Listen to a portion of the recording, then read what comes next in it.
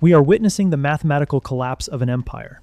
It is not happening through grand military defeats or dramatic invasions. It is happening right now on spreadsheets and balance sheets. Right at this very moment in the Middle East, the United States military is firing advanced interceptor missiles that cost approximately $4 million each to shoot down incoming mass-produced drones that cost barely $35,000. This is the reality of Operation Epic Fury, an ongoing campaign where the fundamental math is entirely broken.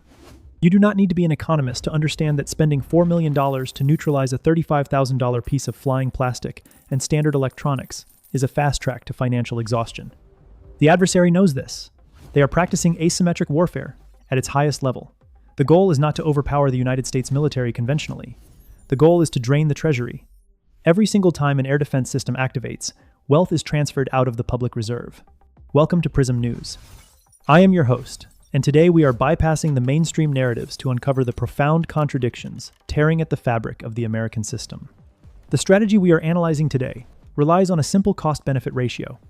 Our adversaries can manufacture hundreds of these cheap drones a month, forcing the deployment of highly sophisticated systems like the Patriot and Terminal High Altitude Area Defense networks. This is a strategic bleeding process. The empire is projecting immense force outwardly, demonstrating total control of the skies, but at a financial velocity that defies logic. To truly understand global power dynamics, you have to follow the money. And right now, the money is vaporizing in the desert air faster than it can be printed. While billions of dollars are ignited in the skies overseas, a deeply disturbing contrast is unfolding right at home. The core infrastructure of the United States is currently buckled under a paralyzing government shutdown. Let us look at the airports, the supposed highly secured gateways to the nation. The very individuals tasked with keeping domestic airspace safe, the agents of the Transportation Security Administration, are scanning luggage and monitoring checkpoints while their bank accounts are drained to zero. They are working without pay. Predictably, human endurance has a limit, and hundreds of these critical security workers are walking off the job en masse. They cannot pay their mortgages with patriotic duty. To mask this catastrophic vulnerability, the administration has resorted to a desperate shell game. They are actively pulling immigration and customs enforcement agents away from their primary duties at the borders and forcing them to fill the gaps at airport security checkpoints. These are agents with entirely different training parameters, suddenly thrust into aviation security simply to keep the domestic economy from visibly grinding to a halt. The paradox is glaring and impossible to ignore. The government asserts it has unlimited capital to project infinite power across global choke points, yet it cannot find the basic liquidity to issue paychecks to the citizens guarding its own front doors. This is the classic symptom of imperial overextension. When the periphery consumes all the resources, the center begins to hollow out and collapse upon itself. If you want to know where the capital is actually flowing while the government starves its own workers, look to Silicon Valley and Wall Street. Just days ago, the domestic legal system delivered what was supposed to be a historic reckoning. Corporate titans, specifically Meta and Alphabet, were officially convicted of engineering algorithms deliberately designed to manipulate the psychological development of children.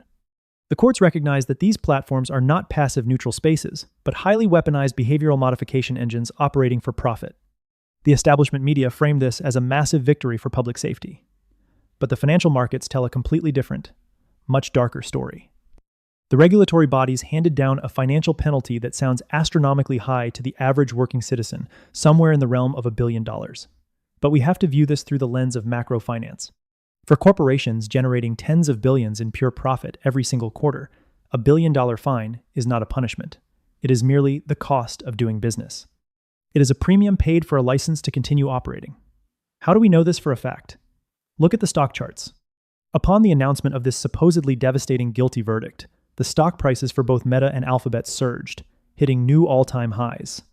The investment class cheered. Wall Street understands that the algorithm works flawlessly. The behavioral extraction model is intact, and the minor financial penalty has already been priced in. The system is designed to absorb these legal slaps on the wrist while continuing to harvest the attention and psychological data of the next generation. The profound disconnect between domestic reality and grand geopolitical ambition becomes even more staggering when we look upward. The National Aeronautics and Space Administration just executed a massive strategic pivot that caught the scientific community completely off guard. They abruptly canceled the long-planned and heavily funded lunar orbit station. Why? Because the objective is no longer cooperative science. It is pure, unadulterated geopolitical dominance.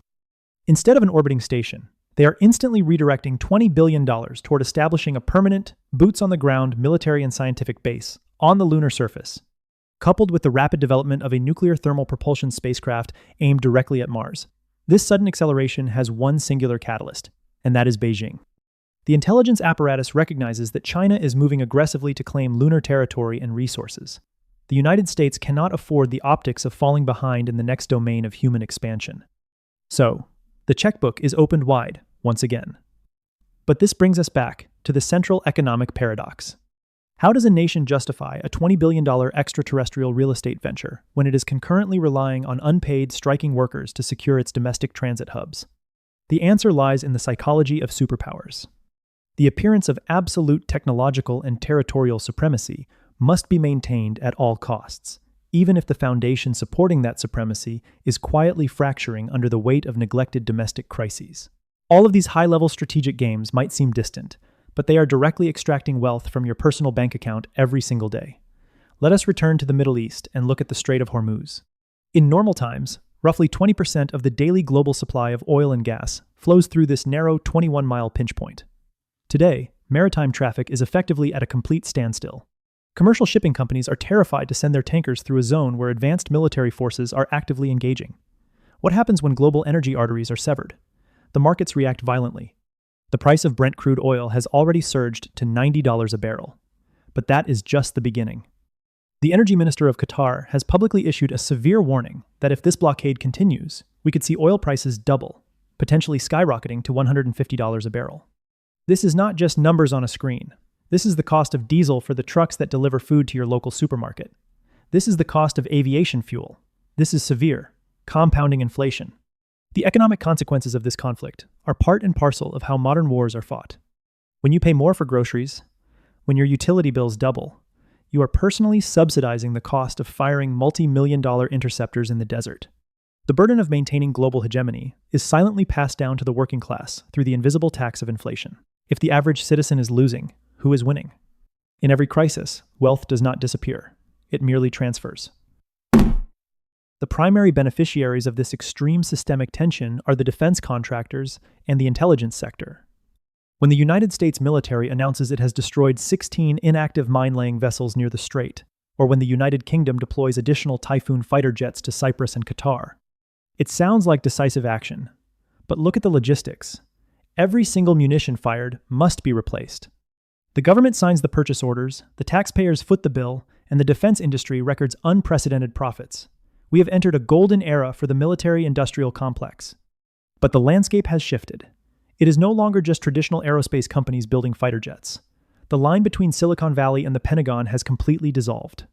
The same tech giants that the government just fined for psychological manipulation are concurrently bidding on massive, classified defense contracts to build the artificial intelligence and data infrastructure needed for modern warfare. They are building the neural networks that target the $35,000 drones. The state cannot truly punish big tech, because the state is entirely dependent on big tech to maintain its military edge. This is a convergence of power where corporate interests and state security are indistinguishable, creating a closed loop of profit that thrives on perpetual global instability. A logical observer must ask an important question. If the domestic infrastructure is failing, if workers are unpaid, and if the working class is absorbing the crushing cost of inflation to fund overseas and extraterrestrial ambitions, why is the populace not demanding absolute accountability? Why are the streets relatively quiet? The answer brings us full circle to the algorithms of Alphabet and Meta. The very systems designed to keep youth addicted to screens are simultaneously keeping the adult population divided, distracted, and completely pacified. We are living in a distraction economy. The algorithms prioritize emotional outrage over complex, nuanced realities. Instead of focusing on the mathematical impossibility of our current foreign policy or the structural decay of our institutions, the public is spoon-fed highly tailored, polarizing content that directs their anger at their neighbors rather than the power structures above them. It is the perfect, self-sustaining cycle. The empire requires a compliant, distracted citizenry to quietly accept the dilution of their purchasing power to fund endless initiatives. The technology monopolies provide the digital pacifiers required to maintain that docility. The psychological manipulation we discussed earlier is not an unfortunate side effect. It is a vital mechanism of control. As long as the public is scrolling, arguing over trivialities, and consuming algorithmic outrage, the massive transfer of wealth from the bottom to the top can continue entirely uninterrupted. So, how does this game end? Applying predictive history and game theory, We know that no system can perpetually defy the laws of economics. The Romans, the British, and every major empire in human history eventually encountered a hard mathematical limit. Overextension is a disease that rots from the inside out.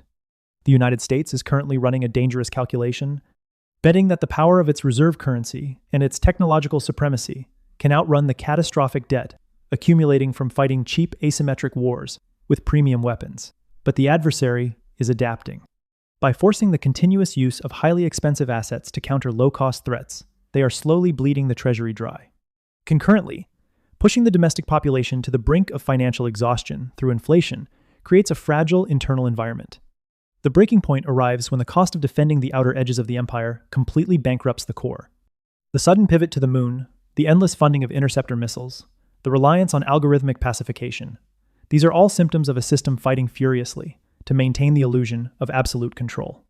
The numbers, however, tell a story of impending structural realignment. Now, I want to turn this over to you, the Prism News community. Do you believe the current economic and geopolitical strategy is sustainable, or are we witnessing the inevitable unraveling of Imperial overreach? How much longer can the domestic economy absorb the costs of this global and extraterrestrial maneuvering? Leave your deep analysis and predictions in the comments section below. Do not forget to subscribe and share this video to help us bypass the algorithm and bring objective, critical analysis to the forefront. Stay vigilant, stay informed, and I will see you in the next briefing.